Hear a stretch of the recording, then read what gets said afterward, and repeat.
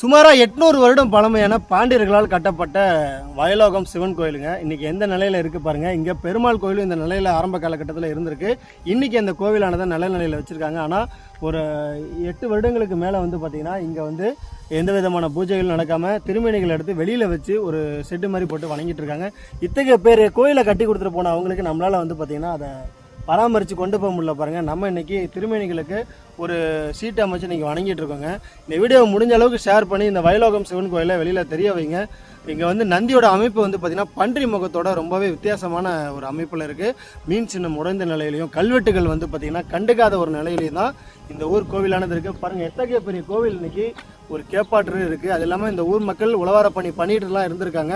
காலப்போக்கில் உழவார பணியை தாண்டி கட்டிடங்கள் இடிஞ்சு விளையிற காரணங்கள் வந்ததுனால இந்த திருமேனிகள் எடுத்து வெளியில் வச்சு வணங்கிட்டு இருக்காங்க. நீங்கள் ஷேர் பண்ணுறது மூலிமா தான் இந்த கோவில் வந்து வெளியில் தெரிய வையும். தயவு செஞ்சு மற்ற வீடியோ மாதிரி இல்லாமல் இந்த வீடியோவை